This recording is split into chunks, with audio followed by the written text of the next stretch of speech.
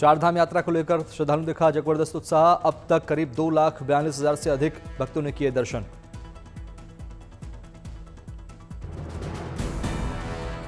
गंगोत्री में करीब 8500 श्रद्धालुओं ने धाम में लगाई हाजिरी। 5 दिनों में 40,000 से अधिक भक्तों ने किए गंगोत्री धाम में पूजा अर्चना।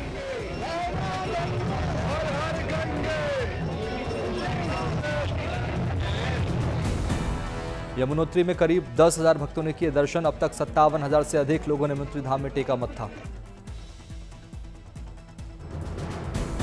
चमोली के हेमकुंड में अभी भी बर्फबारी का दौर जारी। कड़ी चुनौतियों के बीच बर्फ काटकर सेना के जवान बना रहे रास्ता।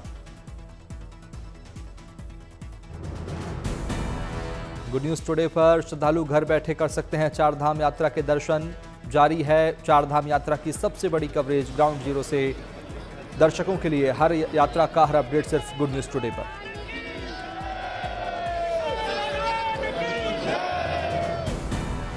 केदारनाथ में उमड़ा भक्तों का हुजूम। 4 दिन में 1 लाख से अधिक भक्तों ने किए बाबा केदार के दर्शन। केदारनाथ धाम में टोकन सिस्टम के चलते श्रद्धालु 1 घंटे के भीतर ही कर ले रहे हैं बाबा के दर्शन। भक्तों ने जताई खुशी।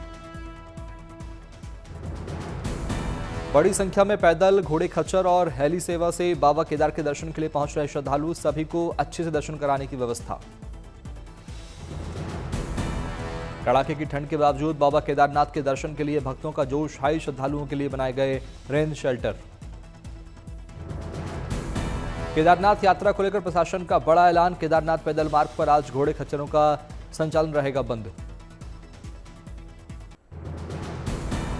अयोध्या में बड़ी संख्या में भक्तों ने किए रामलला के दर्शन। विधि विधान से की पूजा अर्चना। मां जानकी की प्राकट्य स्थली सीतामढ़ी में जानकी नवमी की धूम। निकाली गई विशाल निशान यात्रा। आगरमालवा मां बगलामुखी के प्रकटोत्सव पर धूमधाम से निकाली गई रथ यात्रा। बड़ी संख्या में शामिल हुए भक्त।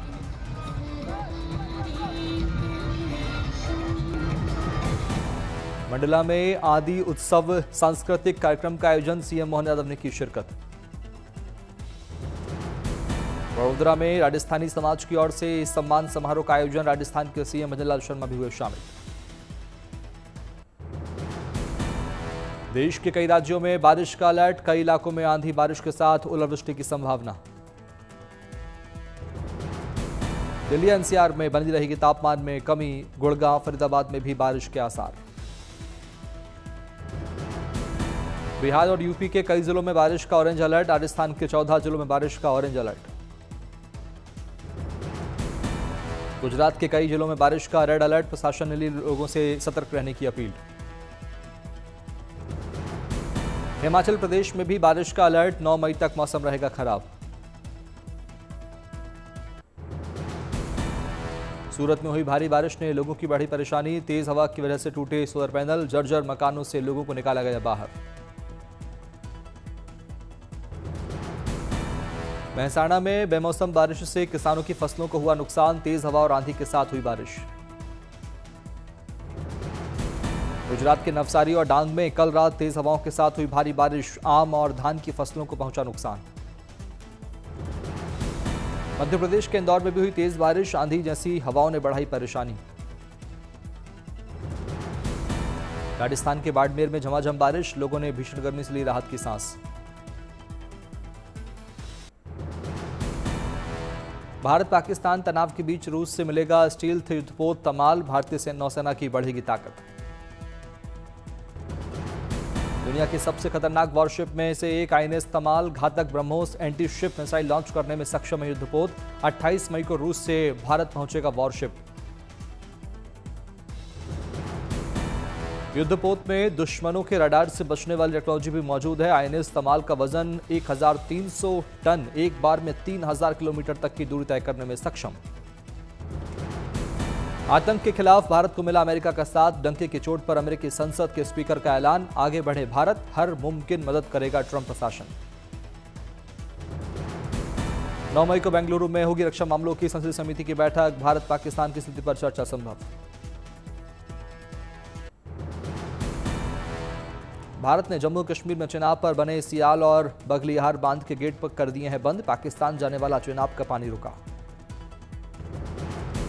पाकिस्तान में चिनाब का पानी 22 फीट था, जो कि 24 घंटे में 7 फीट घट गया। अब वाटर लेवल घटकर 15 फीट रह गया। पाकिस्तान के फैसलाबाद और हाफिजाबाद जैसे घनी आबादी वाले शहरों में बढ़ेगा पेयजल का संकट। यहां की 80% आबादी पेयजल के लिए चिनाब के सतही पानी पर निर्भर। पाकिस्तान के 24 शहरों में 3 करोड़ लोगों पर पड़ेगा असर। पाकिस्तानी संसद ने इसे युद्ध छेड़ने की कार्रवाई बताया है।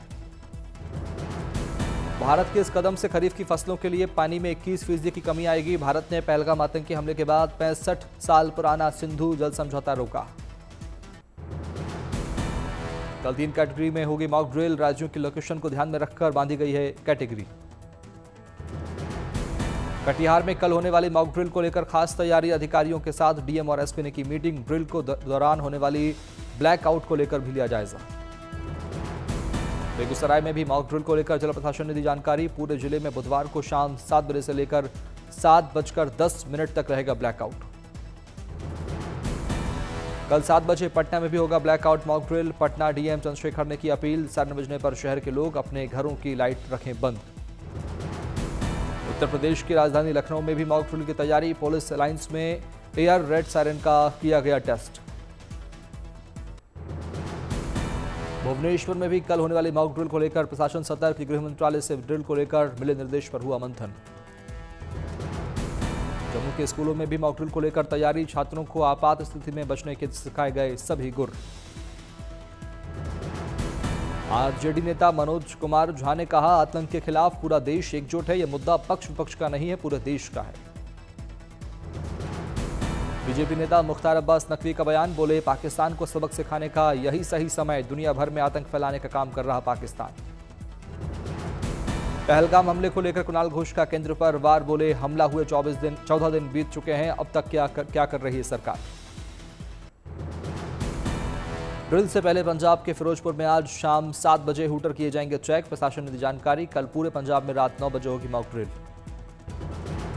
पंजाब के गुरदासपुर में लोगों ने सेना की मदद का दिखाया जज्बा। कहा, अगर जैसे हालत बने तो हम गांव नहीं छोड़ेंगे, बल्कि भारतीय फौज की मदद करेंगे। बागपत में डीएम ने बुलाई बैठक। ब्लैकआउट और सायरन के साथ मॉक ड्रिल को लेकर प्रशासन मुस्तैद। बंगाल के जलपाईगुड़ी के पास राजगंज इलाके में वायुसेना के हेलीकॉप्टर चीता ने की इमरजेंसी लैंडिंग। पायलट सुरक्षित। लैंडिंग के कारणों का फिलहाल पता नहीं। अमरनाथ यात्रा के बेस कैंप पर घोड़े खच्चरों को दिए जा रहे हैं यूनिक आईडी टैग। 3 जुलाई से शुरू हो रही पवित्र यात्रा। दिल्ली में जल संकट को लेकर हमलावर हुए दिल्ली के मंत्री प्रवेश वर्मा। कहा, दिल्ली में पिछले 1 हफ्ते से पानी आ रहा है कम।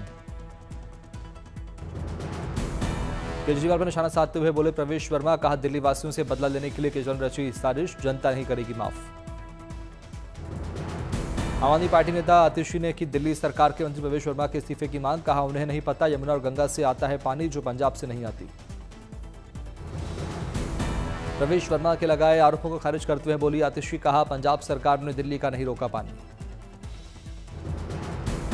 जल संकट को लेकर आतिशी ने दिल्ली सरकार पर फोड़ा अव्यवस्था का ठीकरा। कहा, अपर गंगा कैनाल से गंगा का और मोनाक कैनाल से यमुना का पूरा पानी दिल्ली को मिल रहा है। महाराष्ट्र के अलियानगर में हुई सरकार की कैबिनेट बैठक। फडणवीस सरकार ने लिए 11 अहम फैसले। रांची में आयोजित हुई कांग्रेस की संविधान बचाओ रैली। कांग्रेस अध्यक्ष मल्लिकार्जुन खड़गे ने किया सभा को संबोधित। उत्तराखंड के सीएम पुष्कर सिंह धामी ने शिक्षा विभाग के अधिकारियों के साथ की बैठक। कक्षाओं में छात्र छात्राओं की उपस्थिति बढ़ाने के दिए निर्देश। 7 मई से आयोजित होने वाले मिस वर्ल्ड 2025 इवेंट को लेकर तेलंगाना सरकार तैयार। मंत्री जुपल्ली कृष्णा राव ने की व्यवस्थाओं की समीक्षा। आंध्र प्रदेश के सीएम एन चंद्रबाबू नायडू ने प्रशासनिक मामलों के अधिकारियों के साथ की समीक्षा बैठक। अधिकारियों को दिए थे निर्देश।